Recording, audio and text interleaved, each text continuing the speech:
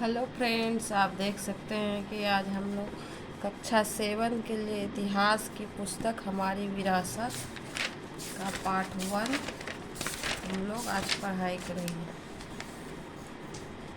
हम ये वीडियो बस उन सब बच्चों के लिए बना रहे हैं जिसको इंग्लिश हिस्ट्री में कुछ समझ में नहीं आता है, लेकिन हिंदी हिस्ट्री वो पढ़ के जो है कुछ समझ पाए। इतिहास हजारों साल पहले मानवों की विकास यात्रा की कहानी है। इतिहास के विभिन्न सीमा को समझने के लिए इसे 3 कालखंडों में बांटा गया है: प्राचीन काल, मध्यकाल एवं आधुनिक काल। इतिहास को मतलब 3 कालखंडों में बांटा गया है: प्राचीन काल, मध्यकाल और आधुनिक काल। आधुनिक भारतीय इतिहास की जानकारी आगे की कक्षा में मिलेगी। इस 7 क्लास के आपको बुक में मध्यकालीन इतिहास के बारे में हम लोग पढ़ाई करेंगे। इतिहास मध्यकाल का लगभग 1000 वर्षों का है। इन 1000 वर्षों में भारत में कई सामाजिक, राजनीतिक, आर्थिक परिवर्तन हुए। इन परिवर्तनों का पड़ताल हम लोग कैसे करेंगे? तो इतिहास के विकासमान धारा को उसको पढ़ के समझेंगे, तभी ये हम लोगों को समझ में आएगा। किसी भी क्षेत्र के इतिहास की जानकारी के लिए वहाँ की किसी भी क्षेत्र का अगर हम लोग इतिहास की जानकारी लेंगे तो वहाँ का पहले भौगोलिक परिस्थितियों को जानना आवश्यक है। भौगोलिक जानकारी के लिए मानचित्र एक सशक्त माध्यम है। मतलब अगर हम लोग के कहीं का भी मानचित्र देख लेंगे, इस तरह का मानचित्र होता है, मानचित्र देखेंगे तो हमें पता चलेगा कि वहाँ क्या क्या कैसा वहाँ का पहले था। प्राचीन भारत में मानचित्र का ज्ञान अविकसित था। पहले वो जो है मानचित्र वगैरह उतना पढ़ा नहीं जाता था। पहले व्यापार एवं साम्राज्य के विस्तार ने मानचित्र की आवश्यकता को जन्म दिया। जब व्यापार होने लगा और बहुत सारे लोग साम्राज्य का अपना विस्तार करने के लिए सोचने लगे तो मानचित्र को आवश्यकता पड़ने लगा। मानचित्र का विकास का श्रेय अरब एवं यूरोप के भूगोल वार्ताओं को जाता है। भूगोल वार्ताओं हम लोग उसको कहते हैं, मतलब जो मानचित्र वगैरह बनाता है, जो पहले का चीज़ जो पढ़ता है, मानचित्र वगैरह बनाता है, उसको भूगोल वेताओं कहा जाता है। मानचित्र का विकास का श्रेय हम अरब के भूगोल वार्ताओं को दे दिए। मानचित्र के माध्यम से वहाँ के व्यापारियों ने भारत आकर मानचित्र की महत्ता के प्रति भारतीयों में रुचि जगाई। मानचित्र एक हम लोग इस पेज में देखेंगे। मानचित्र या उसमें दिखाया गया है मानचित्र में कि अरब के भूगोलवेत्ता के अल इदरीसी, कोई भी जो मानचित्र बनाया होगा वो अरब का था, वो उसका नाम अल इदरीसी था। वो 1154 ईस्वी में बनाए गए मानचित्र में भारतीय उपमहाद्वीप को दर्शाता है। 1154 ईस्वी में वो बनाया गया था। किसके द्वारा बनाया गया था? तो अल इदरीसी के द्वारा बनाया गया था। इस मानचित्र में आपको दक्षिण भारत का इलाका वर्तमान उत्तर के क्षेत्र में दिखाया गया है। दक्षिण भारत का इलाका वर्तमान उत्तर भारत के क्षेत्र में दिखाया गया है। श्रीलंका के द्वीप में इस मानचित्र के ऊपरी हिस्से में अंकित है। श्रीलंका का द्वीप भी जो है ऊपरी हिस्से में इसमें दिखाया गया है। फिर हम लोग मानचित्र 2 पढ़ेंगे। मानचित्र 2 को किसने बनाया था? तो फ्रांस के मानचित्रकार गुआलिम द लिस्ले के द्वारा 1720 ईस्वी में बनाया गया था। विश्व के नक्शे से लिया गया है। इसमें भारतीय महाद्वीप को दिखाया गया है, लेकिन दोनों मानचित्र में बहुत अंतर है।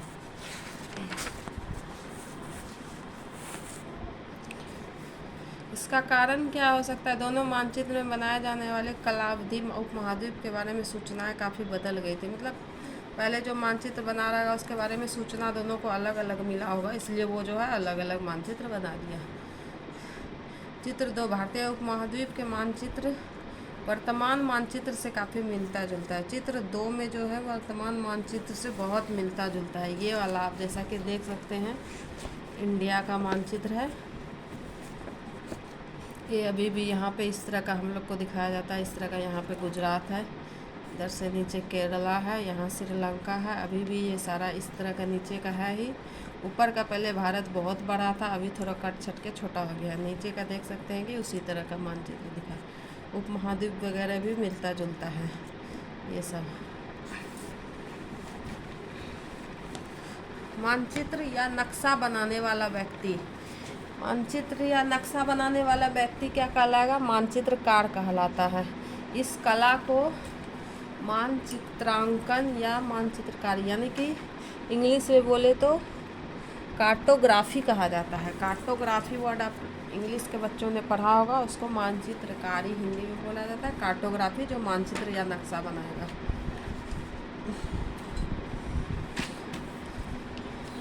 फिर स्पेन में जन्मे अल इदरीसी। स्पेन में अल इदरीसी कहाँ का था? स्पेन का था। वो 1100 से 1165 1100 से 1165 ईस्वी में एक महान भूगोलवेता वो लेखक थे। उन्होंने न सिर्फ ऐतिहासिक वो कीमती जानकारी दी बल्कि पृथ्वी के कई हिस्सों के नक्शे दिए, जिससे दुनिया भर के भूगोलवेताओं ने लगभग 300 सालों तक बिना बदलाव किए उसका इस्तेमाल किया। क्रिस्टोफर कोलंबस और वास्को डी गामा ने भी उनके नक्शे से प्रभावित थे।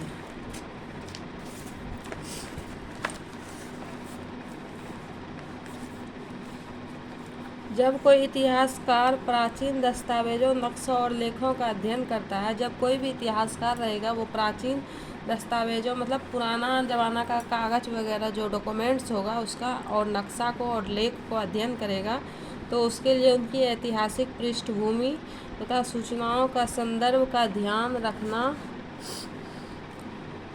आवश्यक हो जाता है। इसका कारण यह भी है कि समय के साथ इसका काफ़ी बदलाव हो चुका होता है। उदाहरण के लिए वर्तमान में कलिंग नाम, वर्तमान में कलिंग तो हम लोग जानते नहीं हैं, लेकिन पहले ज़माना में यह कलिंग था, जिसको कि अभी हम लोग ओडिशा कहते हैं। ओडिशा का अंग है ये हुआ करता था। सूचनाओं के संदर्भ में बदलाव के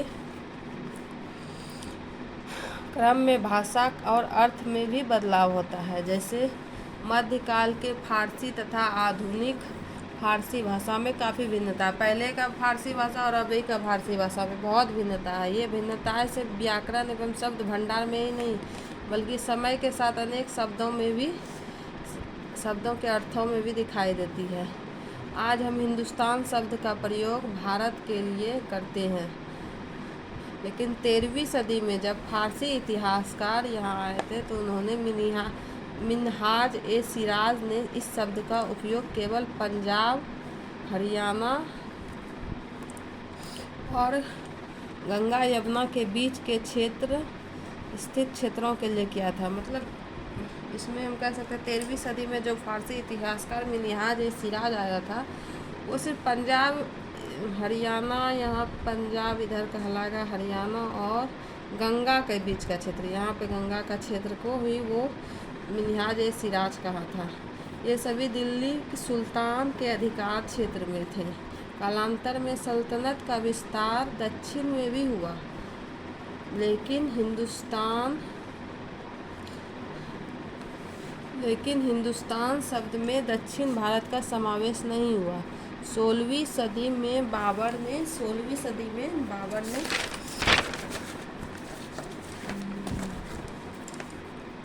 इस शब्द का प्रयोग इस महाद्वीप के भूगोल, पशु पक्षी तथा यहाँ के लोगों के रहन सहन का वर्णन करने के लिए किया। इससे पहले 14वीं सदी के कवि अमीर खुसरो ने भारत के भौगोलिक एवं सांस्कृतिक पहचान के लिए हिंद शब्द का प्रयोग किया था। बाबर ने इस शब्द का प्रयोग क्या था? महाद्वीप के भूगोल, पशु पक्षी तथा यहाँ के लोगों के रहन सहन का वर्णन करने के लिए किया था। लेकिन 14वीं सदी में फिर अमीर खुसरो ने भारत के भौगोलिक सांस्कृतिक पहचान के लिए हिंद शब्द का प्रयोग किया। लेकिन उसी काल में फिर हिंदुस्तान शब्द से वर्तमान देश, राजनीतिक एवं राष्ट्रीय अर्थ नहीं जुड़ा था। मध्यकाल में भारत के में महत्वपूर्ण परिवर्तन अब हम लोग देखेंगे। क्या आपको ऐसे कुछ शब्द का ध्यान आता है जिसका अर्थ अलग अलग संदर्भों में आता है? ये आप लोगों को सोचने के लिए दिया गया है। मध्यकाल में भारत का महत्वपूर्ण परिवर्तन हम लोग देखेंगे। 1000 वर्षों के अंतराल में भारत में अनेक परिवर्तन हुए। यह परिवर्तन राजनीतिक, आर्थिक, सामाजिक एवं धर्म के क्षेत्र में हुए। हर्षवर्धन की मृत्यु के बाद पूरे भारतीय उपमहाद्वीप में कई क्षेत्रीय राजाओं का उदय हुआ। बड़े क्षेत्रों पर अधिकार प्राप्त करने के लिए इन राजाओं में अक्सर लड़ाइयाँ होती रही। मतलब राजा लोग, इंडिया का राजा लोग जो है यहीं लड़ते रहता था कि किसको बड़ा क्षेत्र मिलेगा।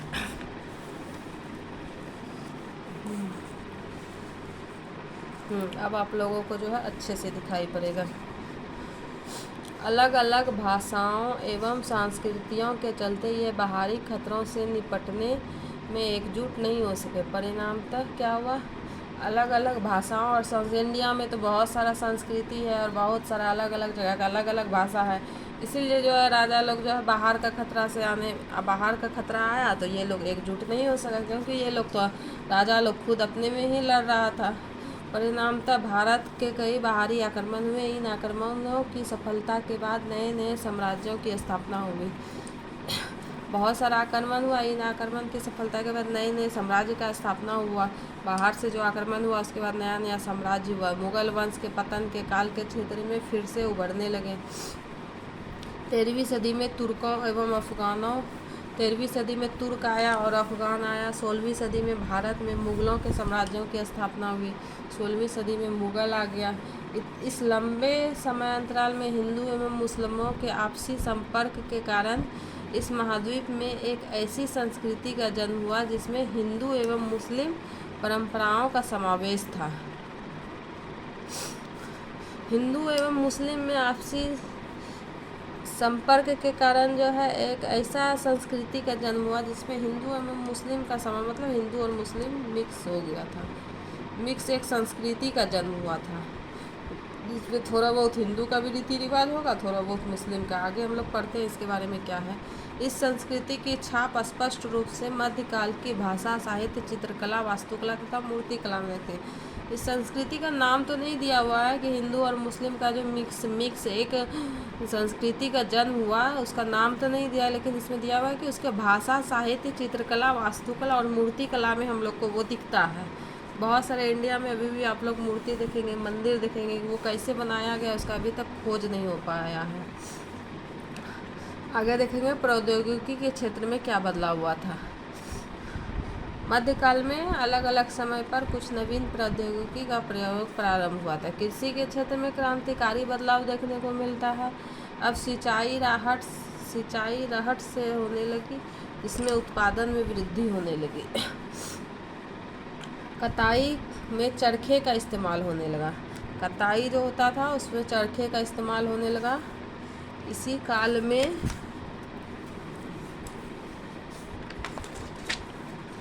काल में युद्ध के दौरान तोप एवं बारूद वाले अन्य हथियारों का प्रयोग होने लगा।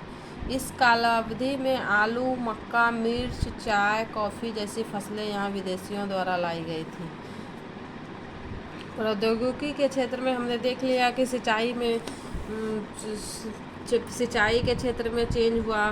फिर युद्ध में तोप एवं बारूद भी चलने लगा। पहले प्राचीन काल में उतना नहीं होता था, अभी बारूद और तोप चलने लगा। और फिर आलू उगने लगा, मक्का उगने लगा। चाय, कॉफ़ी जैसी फसलें या विदेशियों द्वारा यहाँ लाया तो यहाँ उगने लगा। नए सामाजिक एवं राजनीतिक समूह देखेंगे।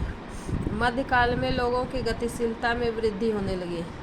रोजगार एवं अवसर, काम धंधों की तलाश में लोगों का एक स्थान से दूसरे स्थान तक आना जाना बढ़ गया।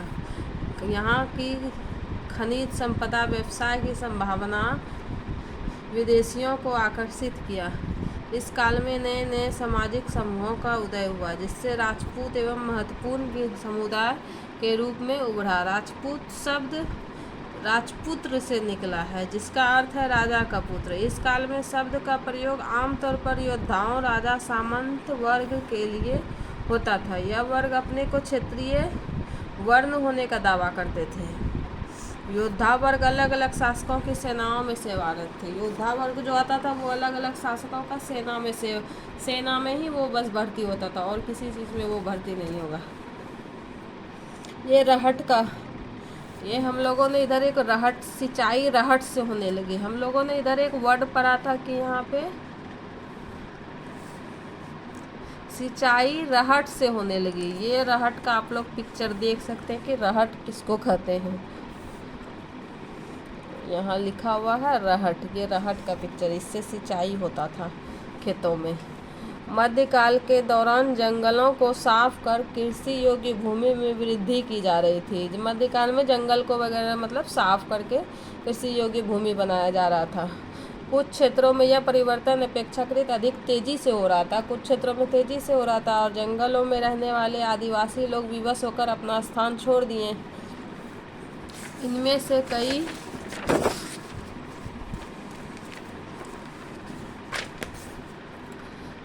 कई किसान हो गया। कुछ किसान के पास कम जमीन था तो किसी के पास बहुत सारा जमीन था। छोटे किसान कर चुकाने के अतिरिक्त स्थानीय मालिक वर्ग का बेगार करने के लिए भी मजबूर थे। समाज में आर्थिक एवं सामाजिक असमानता बढ़ रही थी। जैसे जैसे समाज में अंतर बढ़ने लगा, लोग जातियों तथा उपजातियों में बंटने लगे। सामाजिक एवं आर्थिक हैसियत में उन्हें समाज में ऊंचा एवं नीचा दर्जा मिलने लगा। विभिन्न क्षेत्रों में किसी जाति विशेष दर्जों का अंतर होता था, किसी जाति विशेष के दर्जों का अंतर होता था। मतलब समाज में ऊंचा और नीचा धीरे धीरे स्टार्ट हो गया कि जिसके पास ज़्यादा ज़मीन होगा वो ऊंचा हो गया, जिसके पास कम ज़मीन हो गया वो नीचा हो गया। जाति उपजाति धीरे धीरे आने लगा कि ये इस कास्ट का होगा, वो उस कास्ट का होगा। अर्थात एक ही जाति के किसी क्षेत्र को प्राप्त दर्जा दूसरे से अलग हो सकता था। इतना ही नहीं, समाज में कुछ पेशेवरों का भी जाति को दर्जा मिल चुका था। राज दरबारों में लिपिक मुंशी का काम करने वाले लोग को कार्यस्थ कहा। राज दरबार में यानी कि राजा के दरबार में लिपिक या मुंशी वगैरह, मुंशी मतलब होता है जो राज दरबार में कोई हिसाब किताब जो देखता है, वो काम करने वालों को कार्यस्थ कहा जाने लगा। मुंशी को मुंशी नहीं, पहले कार्यस्थ कहा जाता था। बेगार, बेगार किसको बोलते हैं? एक न्यू वर्ड है बेगार। जब किसी मजदूर को काम करने के बाद पारिश्रमिक में कुछ नहीं मिलता था तो उसको हम लोग बेगार कह देते थे, उस काम को बेगार कहा जाता था। इसमें हम लोग को बेगार वर्ड मिलेगा, इसका मीनिंग यहाँ बताया गया है। फिर धीरे धीरे जब सामाजिक राजनीतिक आर्थिक कारण देख लिए, अब धीरे धीरे उसमें धर्म का भी न्यू धर्म भी आने लगा कि पुराना एवं नया धर्म इसमें दिया हुआ है। मध्यकाल में क्या क्या पुराना धर्म था, क्या क्या न्यू धर्म स्टार्टिंग हुआ, वो हम लोग इसमें पढ़ेंगे। मध्यकाल में धार्मिक परंपराओं में भी बड़ा परिवर्तन देखने को मिलता है। दैवीय शक्तियों में लोगों की आस्था प्रायः सामूहिक होती थी, लेकिन कभी कभी यह बिल्कुल व्यक्तिगत स्तर पर होती थी। सामूहिक आस्था का संबंध स्थानीय समुदाय के सामाजिक एवं आर्थिक संगठन से था। समुदाय को सामाजिक एवं आर्थिक बदलाव के साथ साथ इनकी सामूहिक आस्था में परिवर्तन आता गया। सनातन धर्म पहले था, जिसे आज हम हिंदू धर्म कहते हैं। वह भारत का अति प्राचीन धर्म है। इस शाश्वत धर्म की 3 धाराएं हैं, शैव, शाक्त एवं वैष्णव। शैव, शाक्त एवं वैष्णव, ये तीनों अलग अलग नाम है, शैव शाक्त एक नाम नहीं है। ओके। इन 3 धाराओं का अभ्युदय मूल रूप से भक्ति की अवधारणाओं के कारण हुआ है। इन 3 धाराओं के मूल भाव में कोई विशेष भिन्नता नहीं है, अर्थात इनके मूल में सनातन धर्म ही विराजमान है। इसके तहत ईश्वर की मान्यता ऐसे इष्ट देवी देवता के रूप में की गई जहाँ भक्तों को पहुँचने के लिए किसी विशेष कर्मकांड की आवश्यकता नहीं है। प्रेम, करुणा, शक्ति, सहिष्णुता आदि जीवन मूल्य इस धर्म का आधार है। वसुधैव कुटुम्बकम वसुधैव कुटुम्बकम की विश्व मानवतावादी दृष्टि ही हिंदू धर्म का सारांश है। भागवत गीता हिंदू धर्म का पवित्र धर्म ग्रंथ है। इसमें ज्ञान योग, कर्म योग के आधार पर ही किसी भी प्रकार के भेदभाव को मिटाकर समभाव का संदेश दिया गया है। इस युग में इस्लाम भी धर्म के रूप में उभरा। अरब की सरजमी पर पैगंबर मोहम्मद इस नए धर्म के प्रवर्तक थे।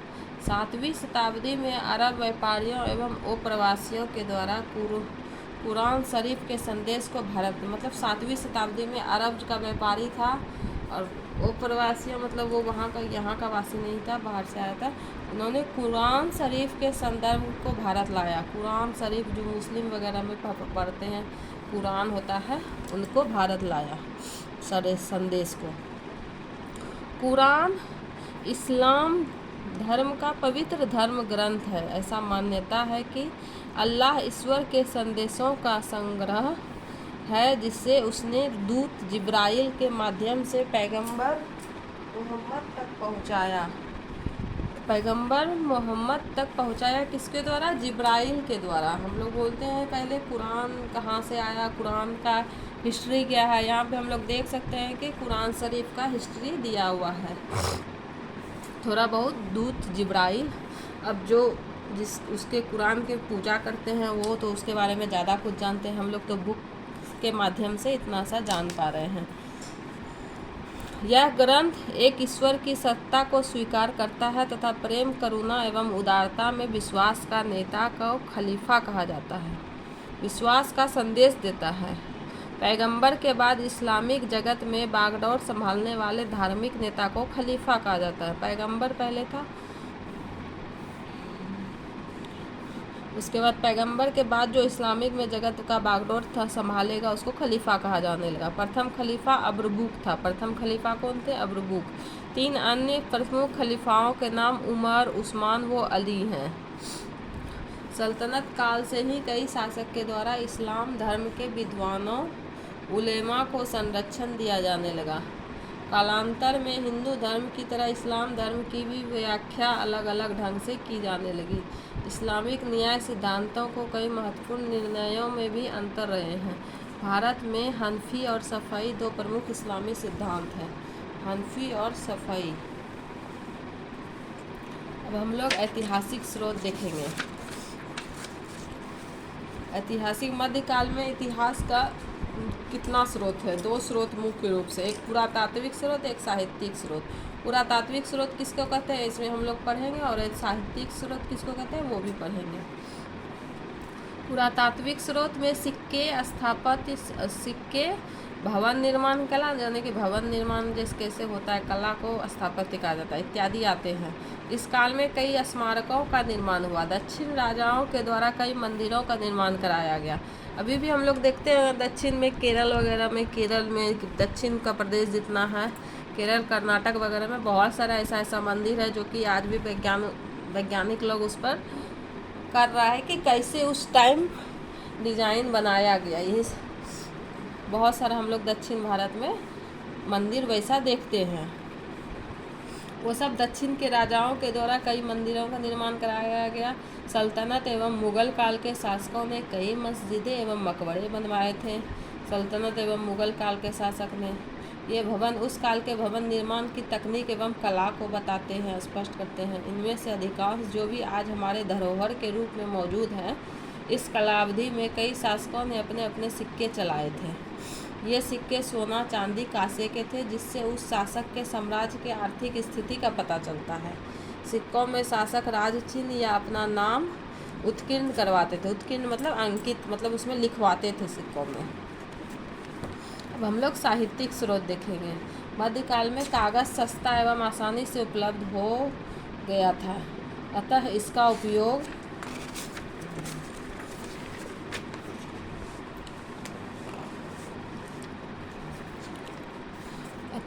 उपयोग धर्म ग्रंथ, ऐतिहासिक पुस्तकों, यात्रियों के वृत्तांत, अदालती दस्तावेजों, संतों के उपदेशों आदि को लिखने में होने लगा था। छापा खाना नहीं होने के कारण लेखन कार्य पांडुलिपियों द्वारा तैयार किया जाता था। पांडुलिपियों को अभिलेखागार या पुस्तकालय में सुरक्षित रखा जाता था।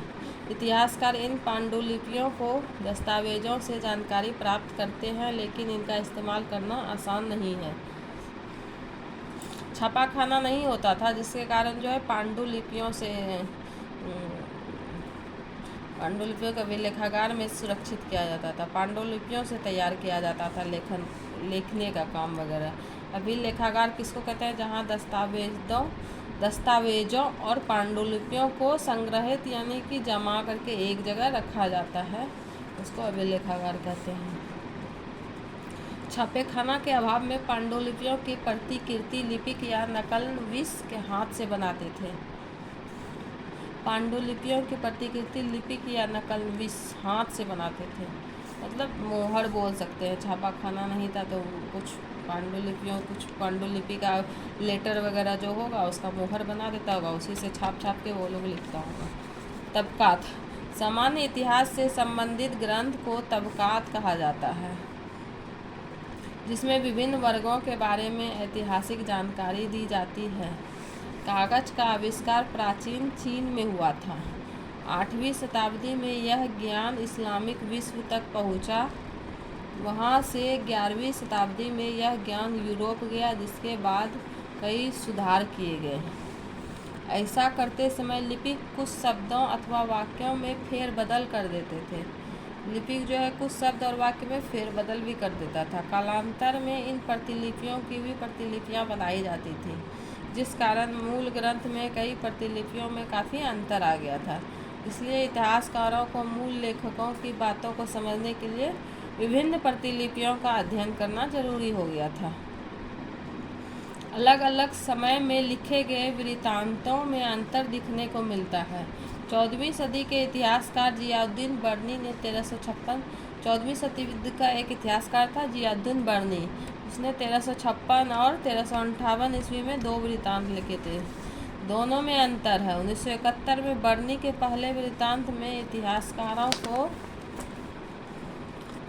इतिहासकारों की जानकारी ही नहीं थी। यह किसी पुस्तकालय में दबा पड़ा था जो बाद में मिला था।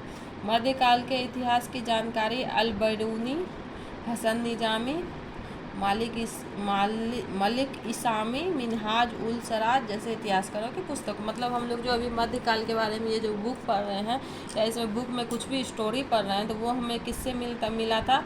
अल-बिरूनी, हसन निजामी, मलिक इसामी, मिनहाज उल सिराज जैसे इतिहासकारों की पुस्तक से मिला है। इसमें अल-बिरूनी की तहकीक-ए-हिंद, सिराज की तबाक़-ए-नासिरी, तहकीक-ए-हिंद, ये सब जो है ये बुक का नाम है, ठीक है। हसन निजामी की ताजील उल मासिर, ये सारा बुक का नाम है। अब हम लोग कुछ अल-बिरूनी के नाम, अल-बिरूनी ये इंसान का नाम है। इससे हम लोग इस इंसान के बारे में पढ़ेंगे कि ये कहाँ के थे, कहाँ के ये थे। इतिहासकार अल-बिरूनी को खगोल, भूगोल, दर्शन सहित कई विद्याओं में महारत हासिल था। उनकी पुस्तक तहकीक-ए-हिंद मध्यकाल की अत्यंत महत्वपूर्ण कृति मानी जाती है। तहकीक-ए-हिंद। मध्य एशिया में जन्मे अल-बिरूनी कहाँ जन्मा था? मध्य एशिया में। अल-बिरूनी ने कई वर्षों तक भारत में रहकर भारतीय साहित्य का अध्ययन किया। उसे पुराणों का अध्ययन करने वाला प्रथम मुसलमान माना जाता है। अपनी पुस्तक में उसने कई बार भागवत गीता, विष्णु पुराण, वायु पुराण को उद्धृत किया है। उसने उस समय के भारतीय समाज में प्रचलित धार्मिक रीति रिवाज, पूजा पाठ, दान, तीर्थ यात्रा और यज्ञों का भी वर्णन किया हुआ है। विशेष रूप से उल्लेखनीय है एक अज्ञात लेखक द्वारा चचनामा से अरबों के सिंध की विजय की जानकारी। एक लेखक है, उसका नाम नहीं पता है, लेकिन चचनामा है। चचनामा से अरबों एवं सिंध की विजय की जानकारी मिलती है। एक हम लोग अमीर खुसरो के बारे में पढ़ लेते हैं। अमीर खुसरो बहुत फेमस कवि थे। ये इसका फोटो दिया गया है। अमीर खुसरो मध्यकाल के एक महान विद्वान एवं कवि थे। उनका जन्म उत्तर प्रदेश के पटियाली एटा नामक गांव में 1253 ईस्वी में हुआ था। सुल्तान बलबन के समय में वे शासक के संपर्क में आए। उन्होंने 8 सुल्तानों का शासन देखा था। अमीर खुसरो ने 8 सुल्तानों का शासन देखा था। वे भारतीय लेखक थे, जिससे वे लेखन में हिंदी शब्दों के मुहावरों का पर्याप्त प्रयोग किया था। वे मूलतः इतिहासकार नहीं थे, परंतु उनके द्वारा रचित मसनवी और दीवान तत्कालीन भारत के बारे में पर्याप्त जानकारी उपलब्ध कराते हैं। उन्होंने कई ग्रंथों की रचना की। वे प्रसिद्ध सूफी संत निजामुद्दीन औलिया के शिष्य थे। अमीर खुसरो पहले व्यक्ति थे जिन्होंने हिंदी, हिंदवी, फारसी एक साथ लिखा। उन्हें खड़ी बोली के आविष्कार का श्रेय दिया जाता है। संगीत के क्षेत्र में उन्होंने कई रागों को जन्म दिया। खुसरो ने भारत के विषय में फारसी में लिखा गर, फिरदौस, बर, रोए, जमी, अस्त। हमी अस्तो हमी अस्तो हमी अस्तो, अर्थात इसका अर्थ है अगर धरती पर कहीं स्वर्ग है तो यही है, यही है, यही है।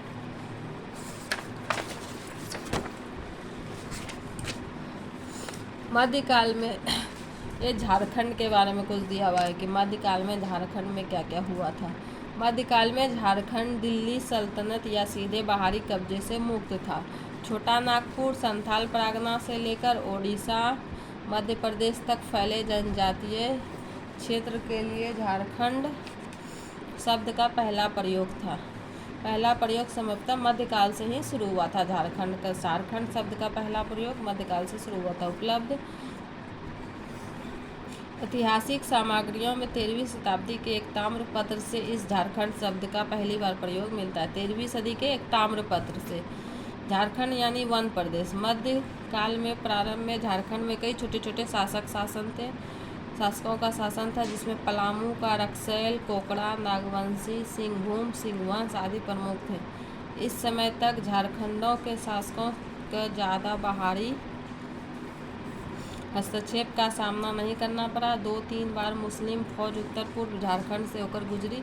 मध्यकाल में इतिहास में यह चर्चा खास तौर पर दर्ज है कि झारखंड में हीरे एवं सोना पाए जाते थे। यह क्षेत्र सफ़ेद हाथियों के लिए भी प्रसिद्ध था। जब बंगाल पूर्वी क्षेत्र केंद्र बना तो झारखंड बंगाल के अधीन रहा। आज हमने फर्स्ट चैप्टर को कंप्लीट कर लिया। कल हम लोग सेकेंड चैप्टर पढ़ेंगे। आज हम लोगों ने मध्यकाल में भारत की स्थिति के बारे में जाना। कल हम लोग अब सेकेंड चैप्टर 7th क्लास के सेकेंड चैप्टर के बारे में पढ़ेंगे। Okay bye, thank you.